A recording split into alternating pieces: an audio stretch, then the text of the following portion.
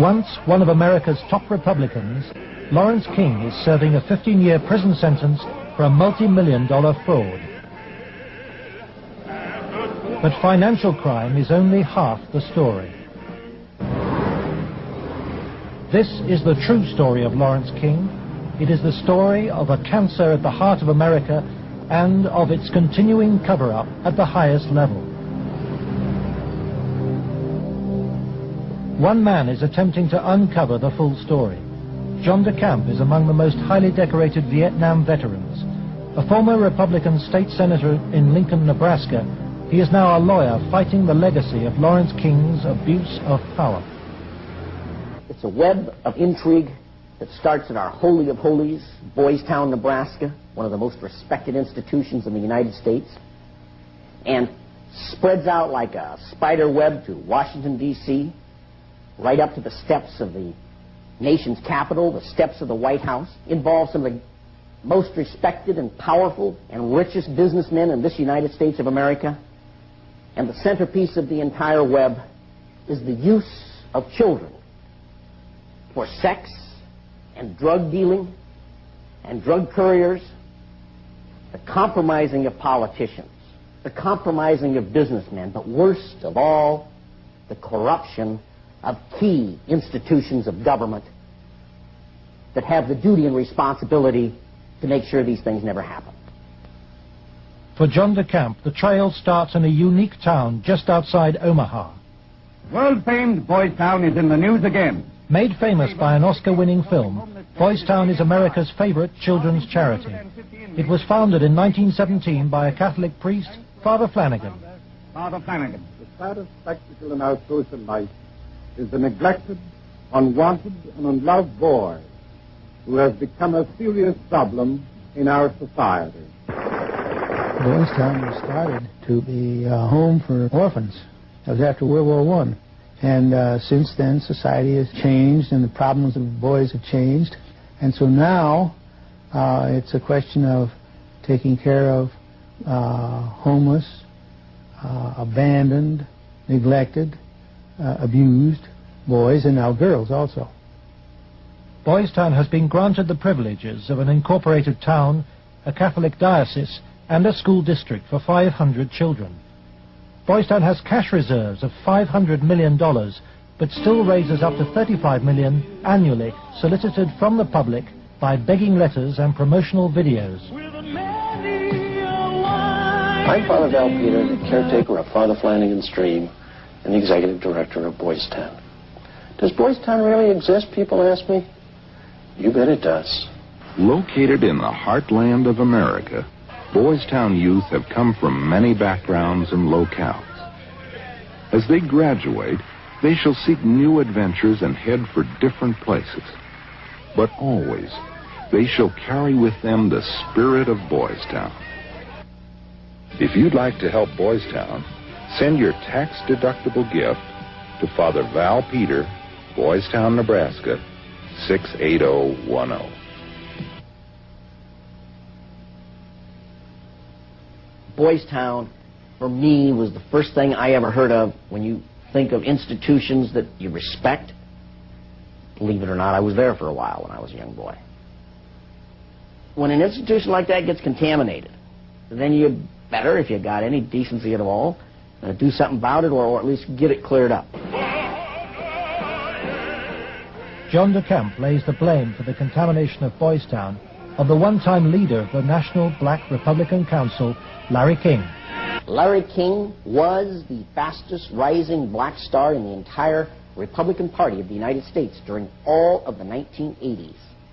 And he was also one of the most evil individuals in this country in terms of being a dealer of children, in terms of being a thief, 40 million that they documented he stole, and in terms of using and compromising and corrupting one after another politicians. The base for his network was the Franklin Federal Credit Union, a people's bank in Omaha, Nebraska. Larry King was its general manager.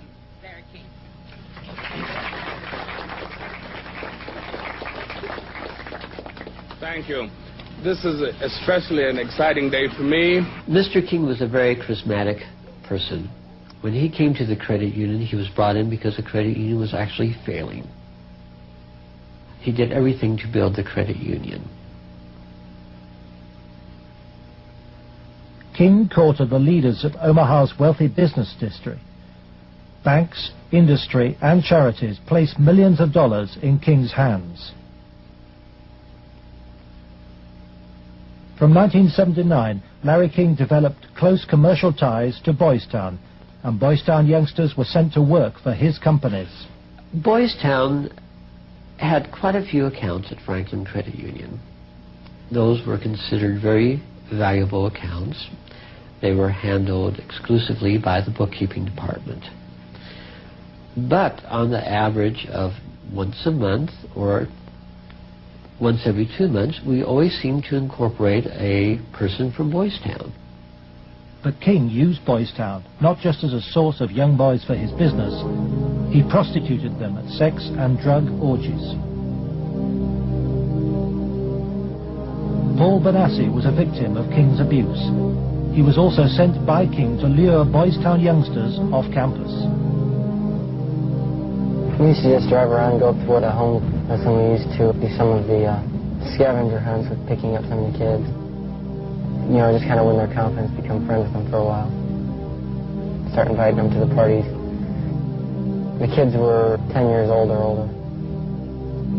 In 1986, King's plundering of Boys Town was reported by staff to its chief executive, Father Val Peter. Subsequent testimony proves that he carried out his own investigation, but that King's victims refused to talk to him. Monsignor Hupp now blames himself for Boys Town's association with Larry King. Well, in retrospect, I regret having any association with Larry King. Had I known it at the time, it would never have happened.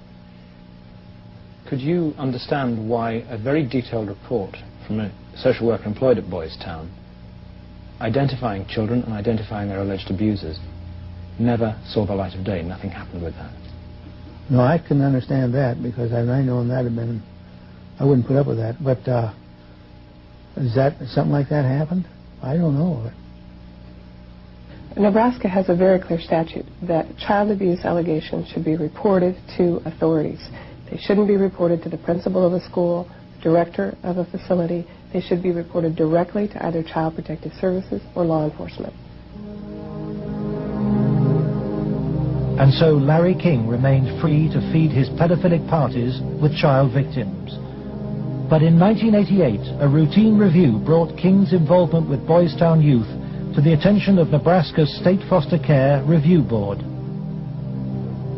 And the information presented to the Foster Care Review Board, either via the telephone reports, the personal reports, or the reports we reviewed, Larry King's name was consistently present as someone that the youth were making allegations against. I would say we handed over at least a foot-high amount of material to authorities, and nothing happened. Omaha police now accept that Larry King may have been abusing children. Good morning, Roberta. Good morning. But its most senior officer claims the evidence was not conclusive.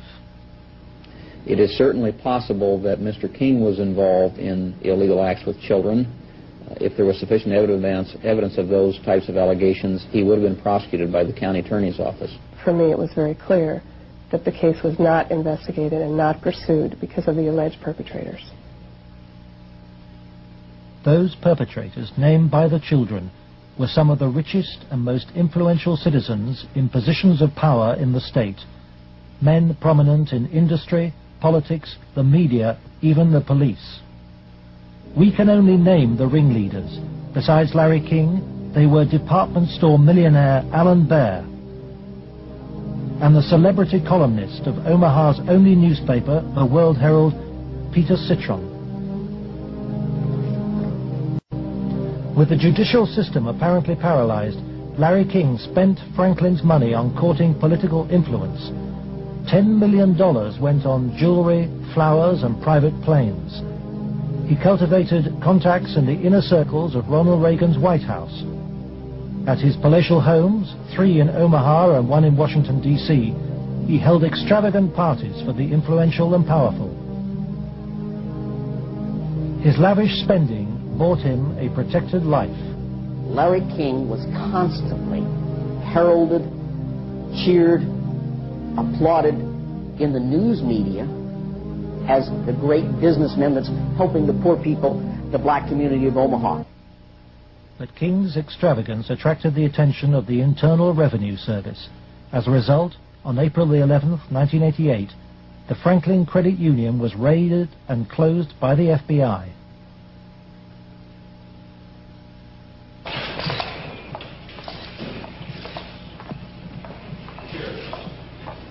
King was arrested, and the federal investigation showed he had stolen $40 million from Franklin. Documents we possess reveal the FBI interviewed many of the victims of Larry King's sex ring, but no action was taken. In November 1988, Nebraska's state government set up a parallel investigation into Larry King.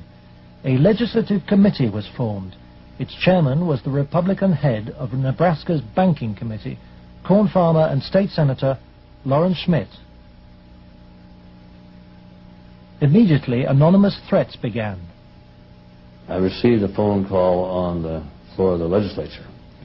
The caller did not identify himself, but he said, "Lauren, you do not want to have an investigation of the Franklin Federal Credit Union." And I asked who I was speaking to, and they said, "That doesn't matter, but you shouldn't have that investigation." And I said, "Well, why not?" He said, "It will reach to the highest levels of the Republican Party, and we're both good Republicans." Undeterred, the committee began their investigations, and the money trail led quickly to the original allegations of child abuse. Carolyn Stitt was one of the first to testify. The night before we testified before the legislative committee, I did receive a phone call at home that said, "If you speak, you won't live to regret it." To protect the inquiry, Schmidt's committee hired special legal counsel and full-time professional investigators Gary Caradori and Karen Ormiston. I said, "We do not want you to bring to the committee rumors, innuendos, nothing that cannot be backed up with facts." I said, "Bring to the committee that which we can take to a prosecutor." The investigators found new victims of King's pedophile network, many on the streets of Omaha. The picture they built up was of a large ring of rich and powerful pedophiles. Many named the same men as those involved with the Boys Town cases 3 years earlier. They were telling us about prominent people in Omaha and elsewhere that were abusing children at parties. The prominent citizens' names that originally came up were of concern to me because I knew many of those individuals, and I, very frankly, was shocked to have those names show up on the list. To provide the committee with hard evidence, the investigators recorded their new witnesses on videotape. Paul Bonassi had been the victim of abuse since he was 8. He was present at many of Larry King's sex parties. Caradori traced him to the county jail. He had been convicted of fondling his young cousin.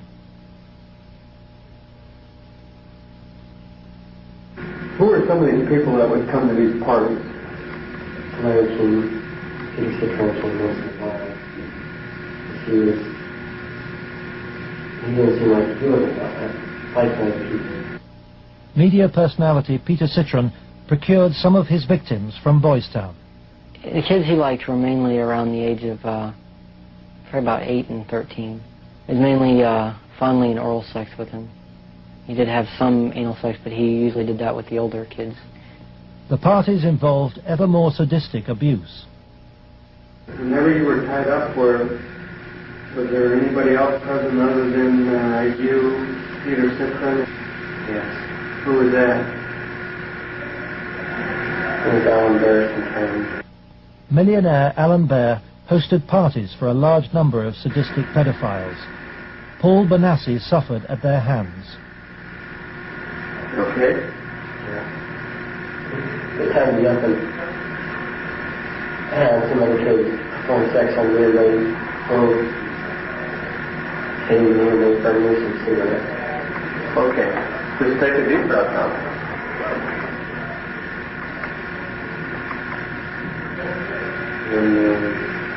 Cross control on it. Troy Bonner would tie you up. Who was there? Troy Bonner was found by the investigators and his videotaped testimony taken under oath. I was shocked when I walked in. There was a kid, I would say about 15 years old, out in the middle of the room. One guy was standing in front of him. He was bent over, and the other guy was like reaching under him, playing with his nipples, while a guy whom Jeff told me was a police officer shoving beads up his rectum. The police officer was shoving beads up his rectum? Yes.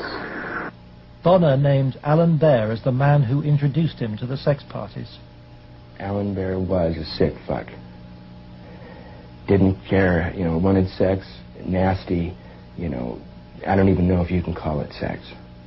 Everything, from just, touching to fruit, squash, huge squash, that big around, stuck into you, into your ass,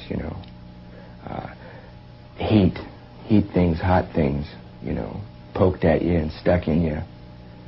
But the center of the child sex ring was Larry King.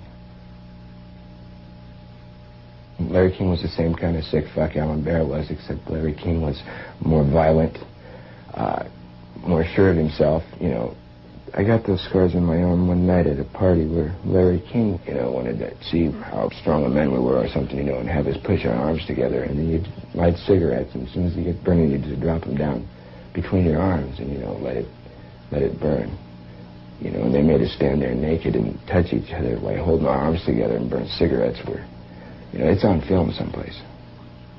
They filmed it, burning, I would, see him fuck a 10-year-old boy in the ass, until he bled, and, just pull out and stop and, push him down, and then go out and, meet with decent people. King would also provide underage girls for abuse. Alicia Owen told the investigators she was 15 when she attended her first party, introduced by a Boys Town boy. Caridori discovered her in jail where she was serving a sentence for passing bad checks. I met some guys there that were from Boys Town, and it was at that party that I met Larry King. At the time that I met Larry King, I did not know that he was Larry King. I had met him. It was the first time I'd ever met him. Larry King and Alan Bear frequently hosted the child sex parties in penthouse apartments at the Twin Towers luxury block in Omaha.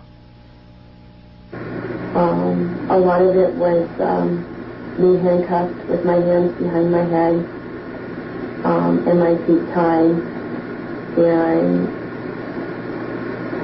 and doing different things. What do you mean? Sometimes there'd be a guy straddling over my face. Okay. Most of the time, Larry King took pictures quite a bit during that time. I know it's difficult. I don't know. Okay. And I think I could have said no. Okay. But I don't know. Okay. And you know, Alicia, you're a victim. And with a young age, let's go off camera for a minute. We were appalled. Appalled. I don't even know if it comes across on the video, the way it came across to us in person. It was incredible. It's incredible what these kids went through, I think. Larry King was also here. He came in and we drank and did cocaine. I didn't do much. He turned me on to it, Larry King did. Drugs was a strong part of how they got control of some of the kids, because that's what some of the kids were there to get. They would do the sexual acts and then be provided with cocaine or whatever type of drug they wanted. Heroin, you know, I don't know, but that was my drug of choice. You know, till this day I remain an addict. You know. And those of us that didn't like to be involved and didn't want to be involved were threatened. Oh, so and who would do these threatening remarks? Larry King. You think Larry King personally did? I think he did. And when they threatened, that I can go find somebody that will kill you, and it will kill your family, he didn't tell anybody. Larry King was, I would say, the center of transporting the children around the country. The airplanes were usually in his name, at least in his name. They were paid for by Larry King. We met them in Pasadena. Met who in Pasadena? We met, Larry King was there. There was 3 boys that I had seen at one of the receptions at the French Cafe were there. And I'm almost positive they were Boys Town boys. Almost positive. They were there. You mean graduates of Boys Town or present? I think they were present because they were young. Well, how would they get away for a long time? I have no idea. Okay. Boys Town came up frequently during the investigation, but we found it very difficult to get information about Boys Town. I was not able to find any information on my visit there, and Mr. Caradori could not get information either. Boys Town today remains unwilling to discuss its involvement with Larry King. We were banned from filming at Boys Town, and its public affairs officer refused any interviews. I would have to give you a flat no. I'm just going to tell you at this point that we will not participate with you. We have no interest in talking to you folks. It's something that we don't even care to delve into.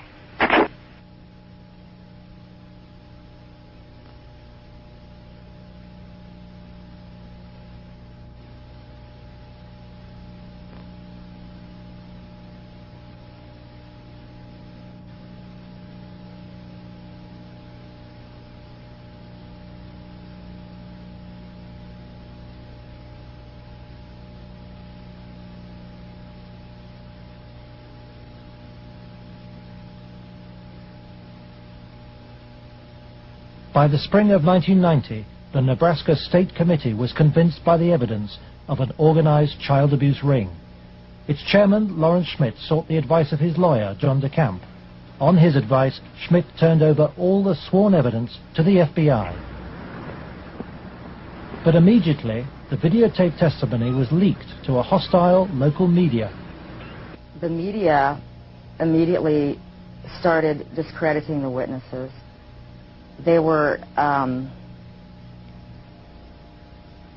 the witnesses came across in the media, in the Omaha World Herald, especially, as the criminals. The last 3 victim witnesses were demolished by the press, particularly the Omaha World Herald. The paper never looked for information that would support any of the allegations.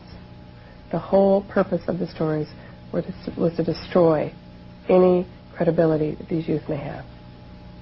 I've heard that people said that Gary Caradori coached me and that he told me what to say, but the fact was I didn't meet Gary Caradori until way after I'd already talked to the Omaha police about the abuse and had named all the same people.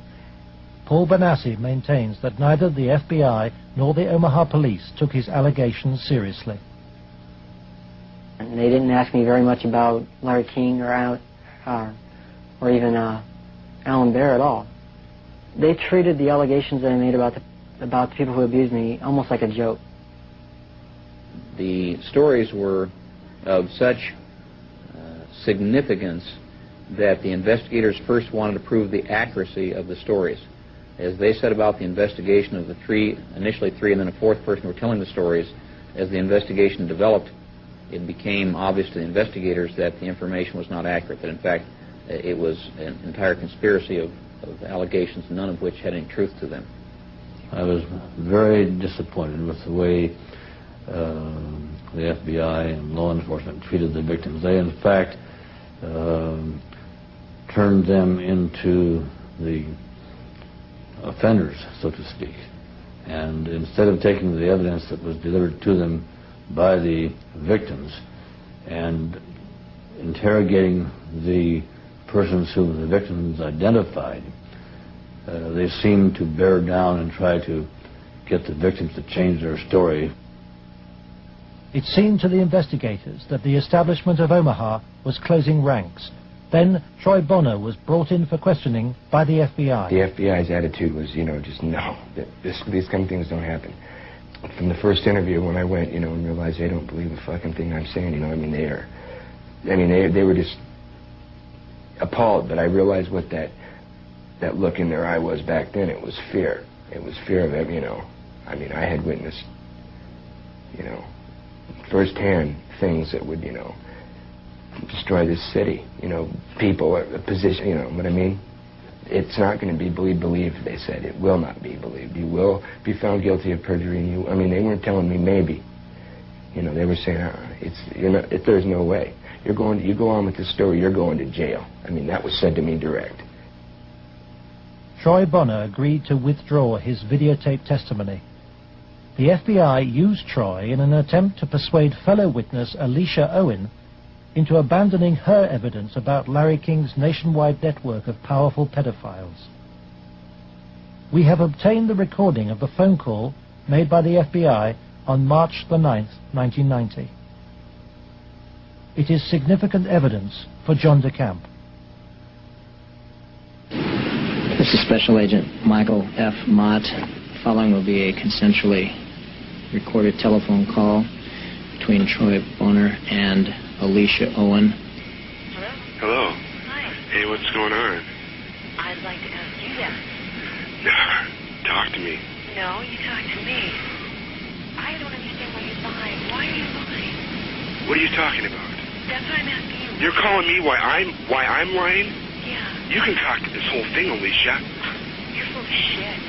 Either tell me what's going on. You're full of shit. Hey, look. Who do you have listening on the line? I have nobody listening to me. I'm listening to you, and I'm hoping you give me some fucking answers. I'll be honest with you. I don't know what kind of game you're playing. I'm not trying to play a game. I'm not going to go to jail for you. And that's what's going to happen. Why don't you go to jail? Jail for telling the truth? No, jail for lying. What have you lied about?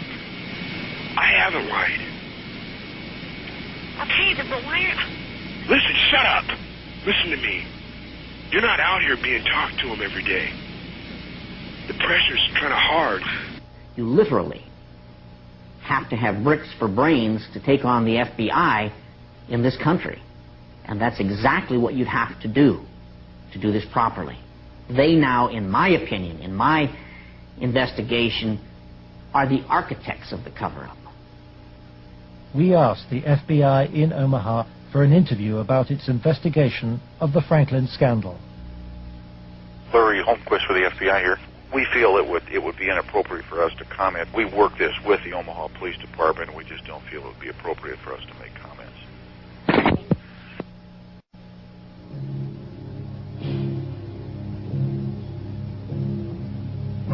As the investigators sought out new witnesses, they found themselves under constant threat. Gary was threatened several times. His vehicles were tampered with. I would think whoever tampered with them, it was a scare tactic because it was so obvious that they were being tampered with. Gary it was one piece of evidence I know he got that he even said he got one step ahead of him this time. He told us about this book. It was like addresses, telephone numbers, names. He said if they knew he had it, they'd kill him. On July the 11th, 1990, Gary Caradori and his 8-year-old son AJ were flying home from Chicago in his light aircraft. They had watched the All-Star baseball game, and Caradori had been pursuing new leads. Investigators from the National Transportation Safety Board are in Harold Cameron's cornfield trying to determine what caused this private plane to crash, killing its 2 occupants. The bodies of Gary Caradori and 8-year-old AJ were found in the wreckage. National Transportation Safety Board investigators say wreckage from the crash is apparently strewn over a 3/4 to 1 mile long stretch in this field. The fact that the wreckage is scattered over a large area certainly demonstrates that it did break up in flight. The exact mechanism of breakup yet is still unknown. The federal investigation was never able to discover what tore the plane apart. There are things missing from the plane. His briefcase is missing. I think the plane was sabotaged. There's no doubt in my mind. Within 24 hours of the tragedy, all Caradori's records were impounded by the FBI. Gary's widow Sandy is still unable to come to terms with her loss. As a mother, I don't want to ever think that somebody murdered my child, let alone my husband.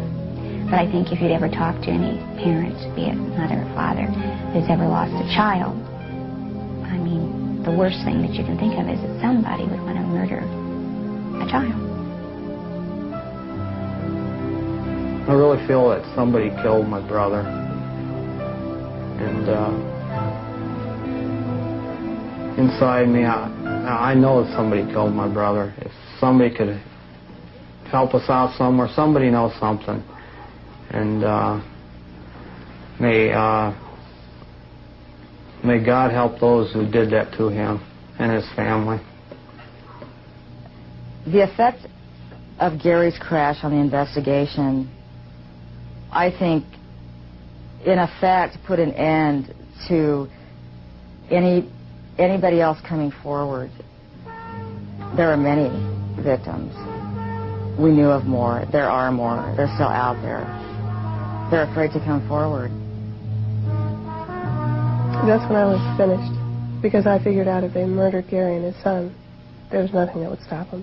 There was no piece of paper, there was nothing we could come up with that was going to get anything done.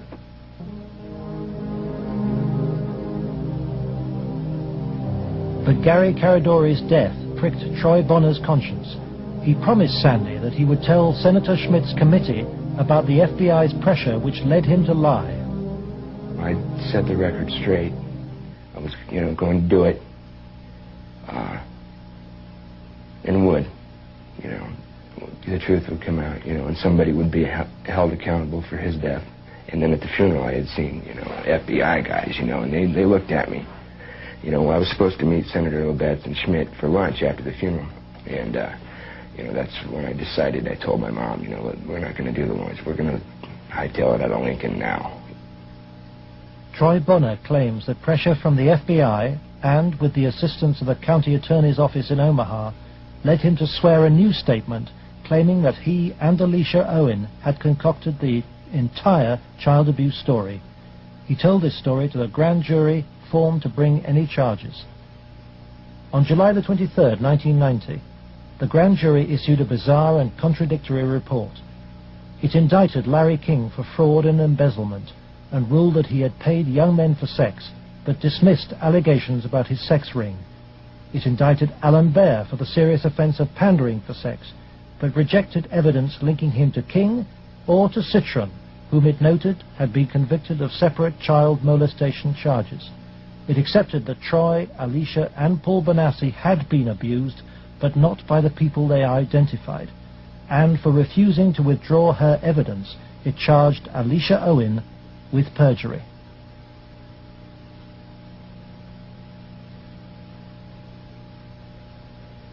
Lawrence Schmidt's Legislative Committee issued a report denouncing the grand jury. Schmidt acknowledges that the system failed both the victims and him. I had, I think, as distinguished a record as anyone could put together in 24 years. I was told that would be curtailed, and it was. I was told I'd have financial problems, and I did. The message was not lost on most politicians in Nebraska. I think the message that was delivered was, if any legislative committee ever tries to conduct a thorough investigation again, the same thing will happen.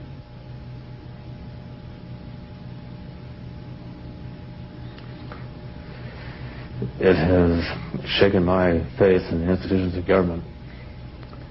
I used to be a firm believer that the system would work, and that people who did things wrong would be punished. And we discovered victims who claimed to have been abused and who the grand jury acknowledged had been abused. But they did not try to find out who had abused those individuals. Instead, they convicted Alicia Owen of perjury. Indefensible from my point of view.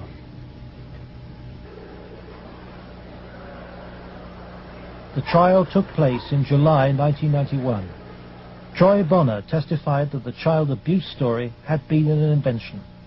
As a result, Alicia Owen was sentenced to between 9 and 25 years in prison.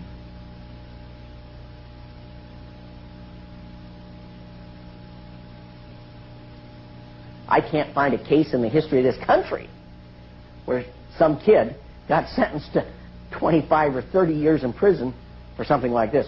If you were going to pick a what I call a tell sign, something that says something fishy about the whole thing, it was in the sentencing itself. For some reason, they had to send a signal to every kid who was a potential witness. My opinion again. A signal so loud and clear, if you dare to come forward, if you dare to talk, watch what happens. Alan Baer was fined $500 after pleading no contest to a reduced charge of aiding and abetting prostitution. Peter Citron served 2 years of a 3 to 8 year sentence. Thanks to Troy Bonner's lies, Larry King never faced child sex charges. For the $40 million fraud, he was given a 15-year sentence, 10 years less than Alicia Owen. I feel really sick. I should be taken out and shot for doing that. And if that was to happen, I would go willingly.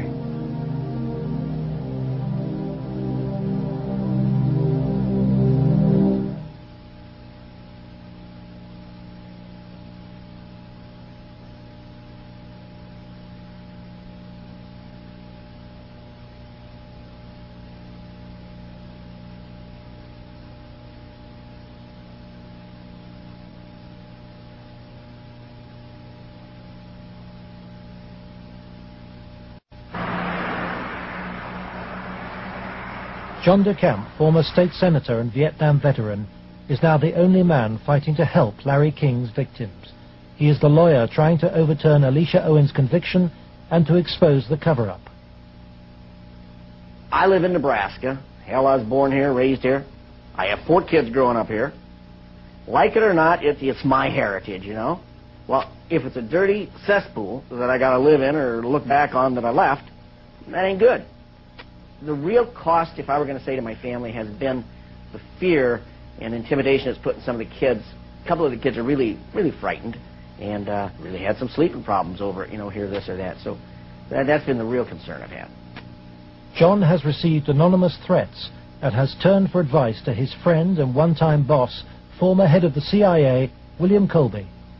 Old Bill Colby told me better than anything. The one thing the bad people can't afford is publicity, and knocking you off right now or doing something obvious to one of your kids would bring them more trouble than it's worth. I said, you have to consider the possibility of some danger to not only your reputation, but to your person. I mean, people do react rather violently to some kinds of charges, or particularly if they're true, there's more apt to be a negative reaction than if they're false. If they're false charges, then they can be reacted to in a normal way, by a libel suit or whatever. But if there's truth in it, there can be a danger in that situation. We've seen that happen in other cases.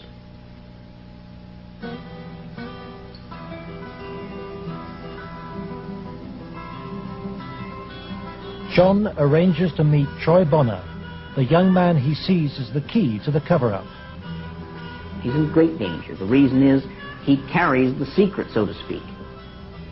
He served his purpose for the FBI and others by committing the lies that put the seal on the cover-up. He knows that Troy's evidence will be crucial to Alicia Owen's case, and Troy wants to tell the truth, despite very real fears. My fears are that, I'm not going to be believed again. It's just, going to be a whole other kind of exploitation like it was last time. And afraid that that's going to happen, or, I might end up dead, or a loved one might end up dead. Troy has an overriding reason for putting the record straight. Maybe somebody has a better idea. I want this to go forward and have something done so that all those other kids who a lot worse things have happened to can come forward and see that action can be taken. You have to, if you want to protect yourself and your life and your family's life, both now and particularly in the future, is to use the institutions of government that have been set up to protect you and make them work. That means you go into federal court, you go after the people that have done this cover-up, and you expose it so there's no longer any percentage on their part in eliminating you because the secret's out. Yeah, that's why we're here today, to let it out.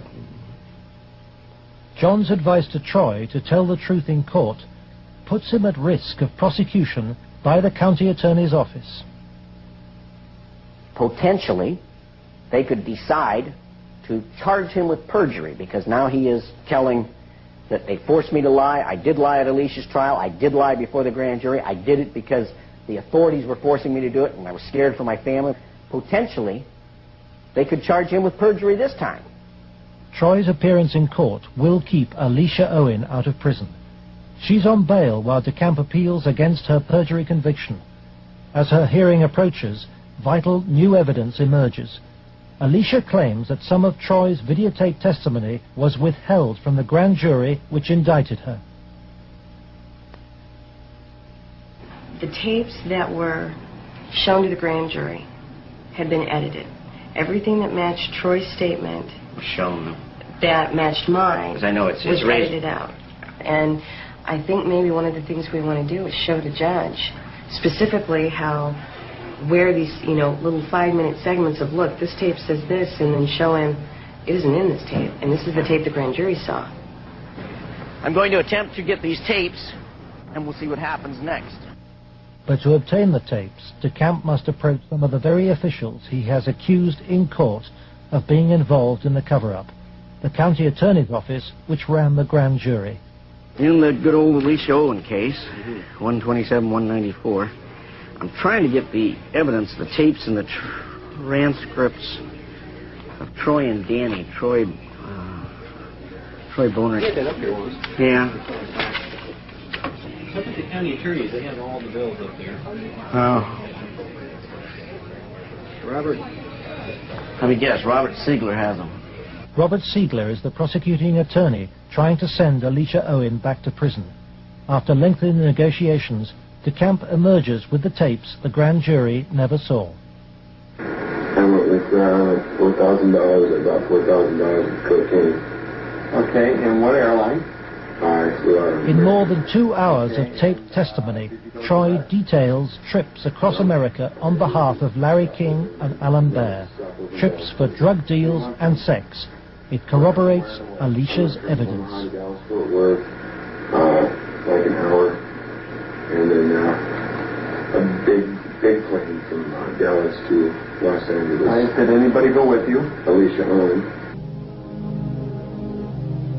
For Jhon DeCamp, This is the proof of the king's sex ring for which he has been waiting. Here it is, so to speak, the smoking gun that they could go out and verify, the corroboration. In other words, the linkage to King that was denied. Cover-up. Organized, planned, deliberate cover-up. The courthouse, Wahoo, Nebraska. The hearing begins.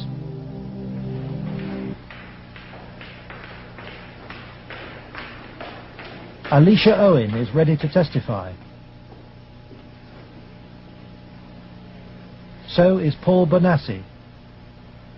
But there is no sign of Troy Bonner.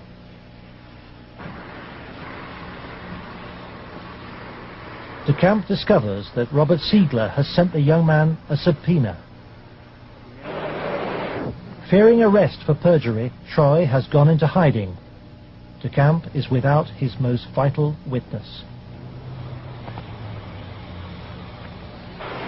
Trying to subpoena him for this guy. Is Troy okay? In court, Alicia's case is adjourned. The county attorney's office begins to search for Troy Bonner, but County Attorney Siegler won't say why. I'd like to ask you whether you're about to charge Troy Bonner with perjury. Oh, no, come on. Every victim witness who stepped forward in any way, or even was a potential witness that somebody heard about, has either been killed, put in jail under some theory or other, terrified or run out of the state, discredited. Every perpetrator, even the convicted ones, have been treated as conquering heroes. Peter Citron lives in the same house where he abused many of his young victims. Alan Baer lives in the most exclusive part of Omaha. He recently bought a downtown shopping mall. Many of the other abusers named by the children have risen within Nebraska's state government and legal system and within the Republican Party.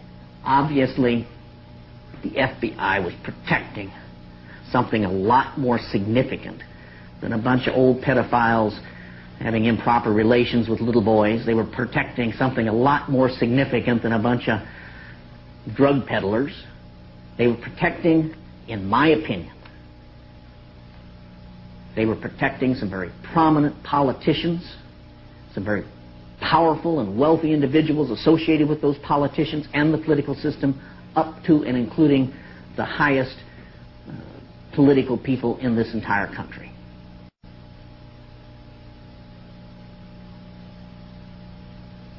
In search of the men who protected Larry King, Jhon DeCamp goes to Washington to investigate King's connections in the Republican Party and on Capitol Hill. Paul Bonassi provides him with the evidence that Larry King threw child sex parties here at his rented $5,000 a month Washington house. I was about 14, about 1981. At first it was about 3 or 4 times the first year. After that it was about once a month. Some of the parties, when they started off, were straight political type parties, no sex. And then when some of the men had left, some of the politicians had left, the ones that had planned on engaging in some type of sexual activity, that would come after the party.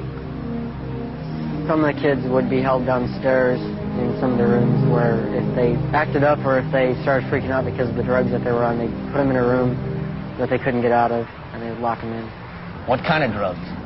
Anything you wanted. Cocaine, heroin, speedballs. You're telling me those speed. things were at these parties where you had Larry King and prominent politicians? Yes. Were they readily available to anybody at the party? At the after parties, they were readily available for anybody. Beforehand, they did it more upstairs than they did anywhere else, and it was kind of in the back rooms. Were any attempts ever made that you know of to expose this situation?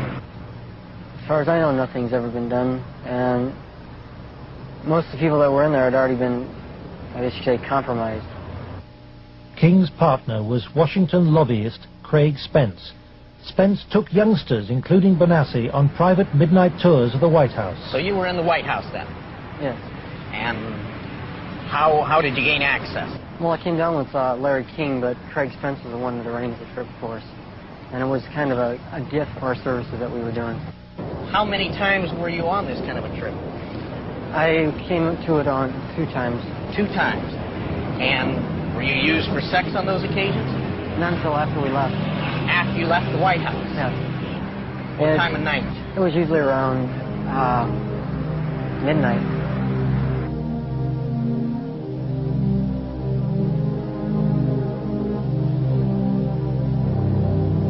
For me, it was just kind of weird being in the White House at that time of the night, getting to go into places that the guy was telling us that nobody gets to go to. I mean, I seen rooms in there that I'd never even heard about.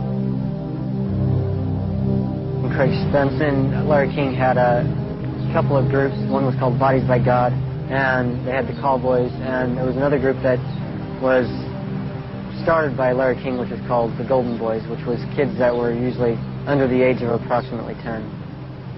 Spencer's Callboy network was investigated in 1989 by reporter Paul Rodriguez of the Washington Times. We had uncovered a series of allegations from some minors, and it led me to a callboy operation. It sure fits with, this boy Paul Benassi. And he tells a tale of being brought to the White House on occasion, kind of as a reward for the kid.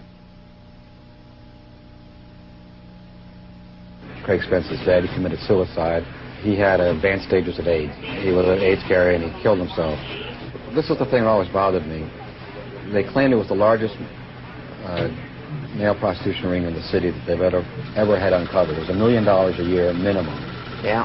And yet they only prosecuted the operator, Henry Vinson, and 3 of his lieutenants, as it were. Mm-hmm. They never went after any of the Johns or the clients. This operation claimed to have clients that ran from the White House to the Capitol Hill to the State House to the churches within the media. Exactly what Paul describes as the people he was with. And a lot of the stuff led there, but we couldn't quite nail it in all cases because, again, to accuse someone of high stature, you've got to be very careful. I understand. We were able to do it through the mother lode was provided us credit card receipts and canceled checks, and then lists of the clients. The prosecutors knew all this stuff. There was approximately 20,000 documents they had. They sealed the entire record by court order, and we've attempted on several occasions to unseal that, and we've been told it'll be a cold day in hell before those records ever get unsealed. And it makes me wonder what's in those records. Yeah. Jhon DeCamp believes that the legal system is still being subverted and that the people protected are still at the heart of the American establishment.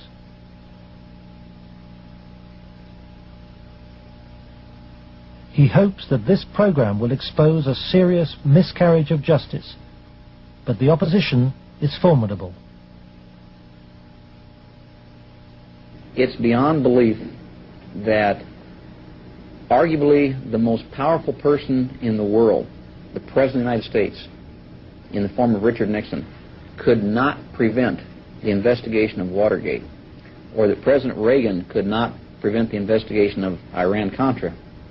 And yet somehow this group of unnamed, unknown, anonymous individuals in Omaha, Nebraska have such power they can control and protect all of these people from being investigated. Those allegations are ridiculous.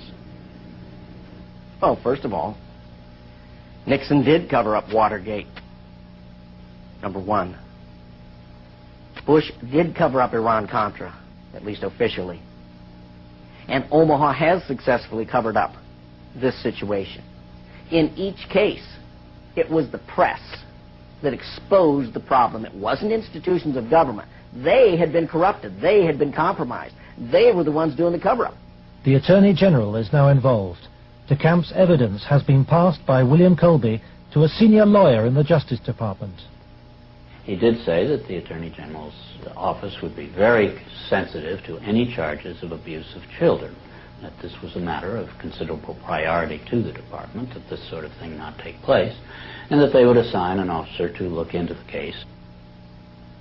For Jhon DeCamp, the story of Larry King's corrupt empire holds a dire warning for all America. If you can control about 3 or 4 key elements, you can totally own a state.